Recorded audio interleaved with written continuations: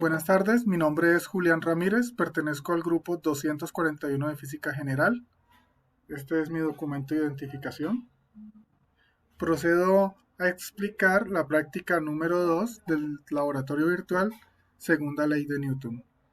Para este laboratorio se va a emplear este simulador, que es el de la verificación de la segunda ley de Newton. Con base al último dígito de mi cédula, entonces al carrito y a la masa colgante voy a utilizar 200 gramos. Adicional, la gravedad la voy a utilizar con la de Urano, que es la que está aquí en la tabla número 2. Entonces, procedo aquí a poner los 200 gramos igual a la masa 2, porque en la primera actividad dice que hay que igualar las masas, tanto la del carrito como la de la masa colgante. Y la distancia recorrida para la primera tabla dice que serían 2 metros, que 2 metros serían 200 centímetros, que son los que están aquí por defecto. Adicional, aquí donde está la gravedad, entonces la voy a cambiar por Urano, que es la que corresponde a mi número, al último dígito de mi cédula, y le doy Start. Él me arroja aquí el primer valor de tiempo, que es el que voy a ir registrando en una tabla de Excel que tengo previamente diseñada para efectos de tiempo y que me alcanza en el video. Entonces, aquí ya tengo el primer valor. Así sucesivamente lo voy a hacer para los otros. Nuevamente, ¿cómo se haría? Lo que hago es que reseteo. Nuevamente pongo 200 y 200 gramos en cada una de las masas. Y con base en la tabla, como ya lo hice con 200 centímetros, paso a 250 centímetros. 250, Start, me da mi siguiente valor en tiempo, que es 1,010, que es el que registro. Y así sucesivamente voy a llenar todos estos tiempos. Ahora bien, cuando ya todos estos tiempos los tengo, lo que hago es que los selecciono y voy aquí a la parte de insertar, escojo en los gráficos y elijo este gráfico para efectuar el gráfico de dispersión. Cuando ya genero el gráfico, aquí en esta línea que me están uniendo los puntos del desplazamiento que está haciendo del tiempo versus distancia, entonces escojo la función polinómica que me va a traer como resultado esta ecuación.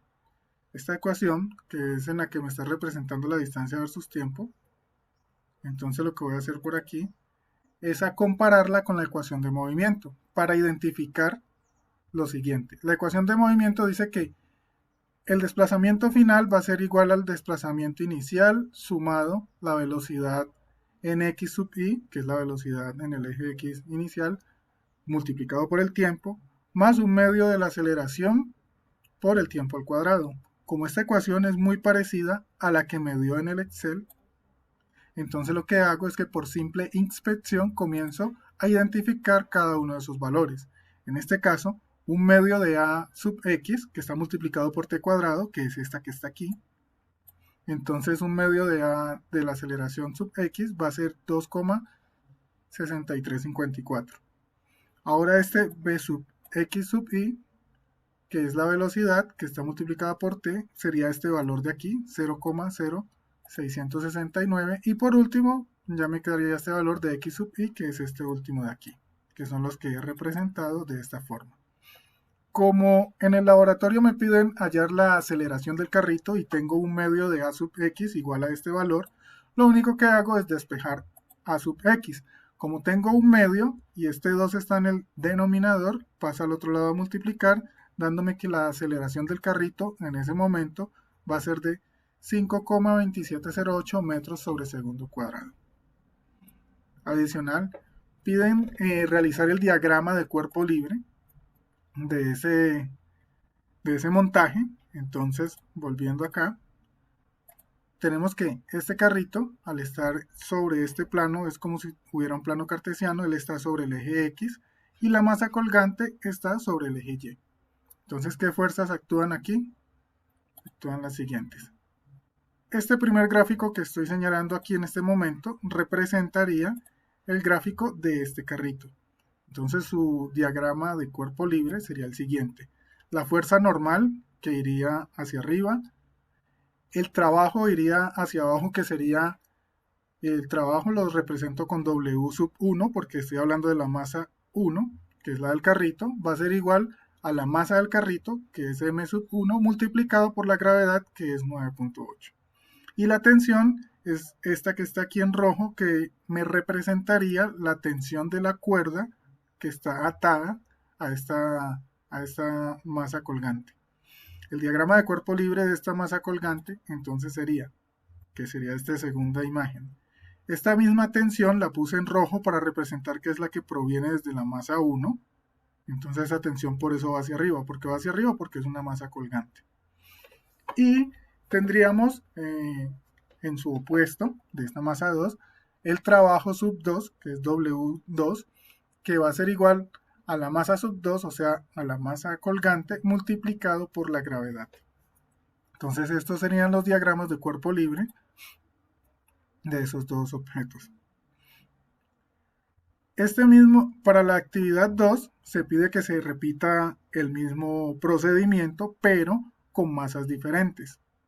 Entonces, al escoger masas diferentes quiere decir que la M sub 1 se deja con 200 gramos, que es la que pertenece a mi número de cédula, y aquí puse un número diferente de masa para poder llenar ya todos estos valores, que en su defecto, aquí ya los tengo predeterminados, me da esta tabla con esta gráfica y hago el mismo procedimiento de que a esta fórmula por simple inspección hallo la v sub x sub i para hallar la velocidad y vemos la aceleración también.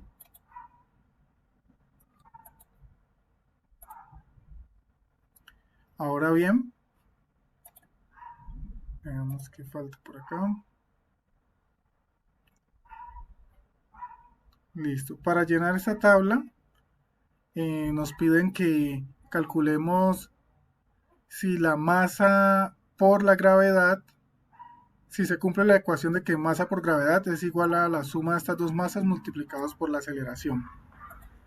En este punto, al realizar el llenado de esa tabla, pude apreciar que estas ecuaciones no son iguales, dado que en la primera, o sea en la masa sub 2 por la gravedad, da una serie de valores que, como la gravedad es constante, pues van a variar de una forma lineal, por así decirlo, pero para esta ecuación hay muchas variables, los valores cambian mucho porque la aceleración no es constante y depende mucho de otros factores. Muchas gracias.